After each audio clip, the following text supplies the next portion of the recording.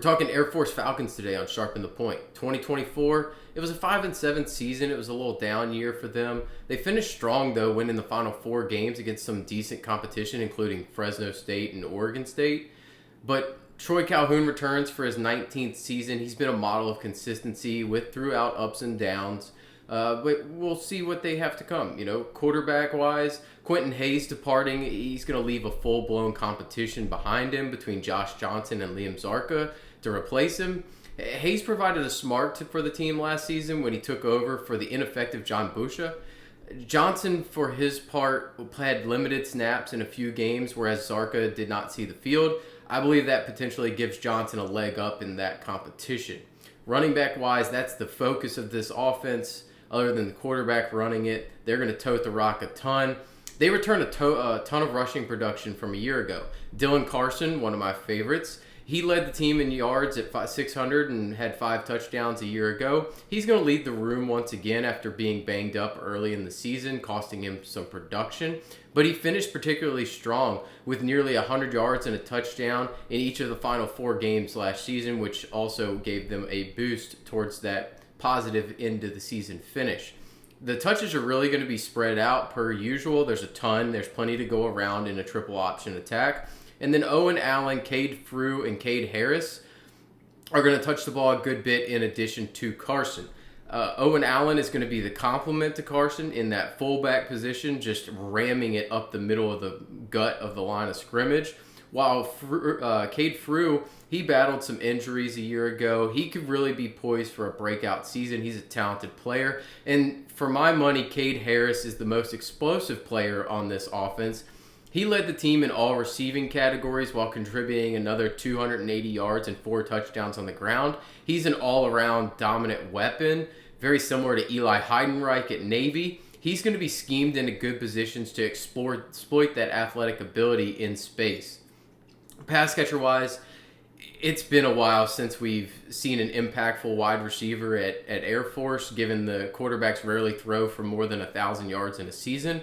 Typically, these guys are more blockers and wind sprinters who can hit a long one every once in a while, so they're not typically used by us in daily fantasy specifically.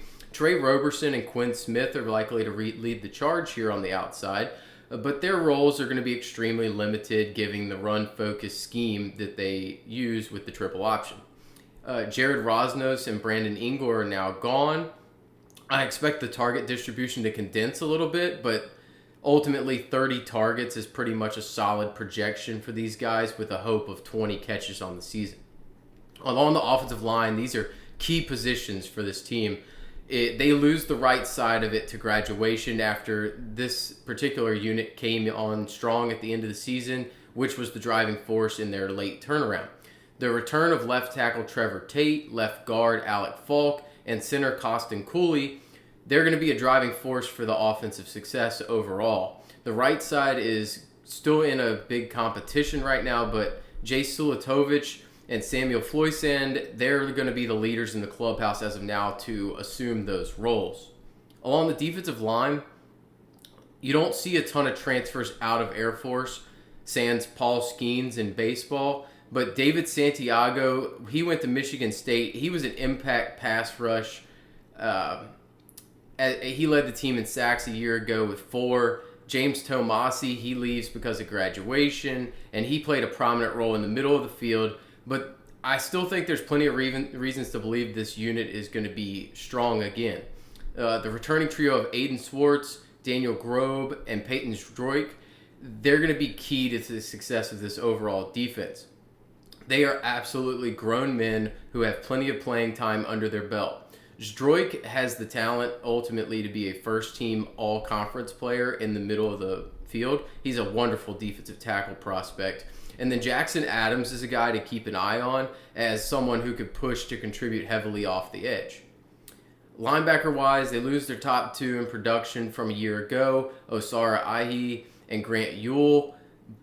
But there is some playing experience stepping into these roles. Returners in Blake Fletcher, Luke Fisher, Dallas Daly, they're going to see increase in snaps with a chance to really make an impact on this unit. Fletcher, to me, is the leader of the group and the likeliest to lead them in tackles and production overall. while Chances Carter-Hill, he's going to join into this rotation after developing really well over the past year, and he showed a ton of improvement in the spring. Think he can make an impact. Defensive back-wise, Jamari Bellamy, Camby Goff, Lincoln Tuioti, Mariner, Trey Williams, and Jerome Gaylord, they're all gone. That takes away the 5 most productive players on the back end and 3 of the 4 top tacklers on the team a year ago. You never like to have your defensive backs being your top tacklers because that means that the run game is getting down the field too much, or the pass game is really effective because they're catching a lot of balls when those guys have to make plays. But they did play well in the box. Returners of Houston Hendricks, Levi Brown, and Kyle Chen are going to be extremely important to this unit to stabilize based off of the losses that are plaguing them. Brown, in particular, he's going to be looked upon to lead this young unit as they develop, and they're going to hope that some of the younger guys can step up and make plays, which they did a solid job of in the spring. Evan Rao is going to be a key contributor at the cornerback position. And I'm most confident in the safety positions being able to deliver. I just have a lot of question marks at the corner spots, and I think that's where teams are going to look to exploit them early and often on the schedule. Speaking of the schedule and outlook, losses of the top 10 of the top 13 defensive players in snap counts is really going to hurt them, with most of the hits coming in the back 7 as the line is a more stable quality unit. But the lines of scrimmage are their best position groups overall on both sides of the ball, and that's traditionally been a key to their success, as this systems really rely upon the capability of being able to hold up along the line of scrimmage to be successful. Schedule wise, Bucknell, nice easy win there. At Utah State, I think that's a tough matchup, right? Bronco Mendenhall, how he can kind of implement his system right away is a question, but typically he's been a successful guy at being able to push an offense to get the most out of it. So I think that's a tough matchup. I'll lean coin flip there. I don't feel great about it because of the issues in the secondary, and they can possibly exploit those, but they also are down some weapons. Then you hit Boise, that's a loss. Hawaii, I think you get a win there at home. Hawaii doesn't travel well, and this offense is just going to be a problem for them to contain. At Navy, that's a loss. You're going to hate to hear this about the Commander-in-Chief trophy this year. Navy is by far and away the favorite to win that with all the returning production they have, and realistically, they are just a better version of Air Force this year. At UNLV, I think that's an interesting game. I think it's a coin toss game. It comes down to the quarterback play for UNLV. If they turn the ball over too much, you'll be able to sneak one there.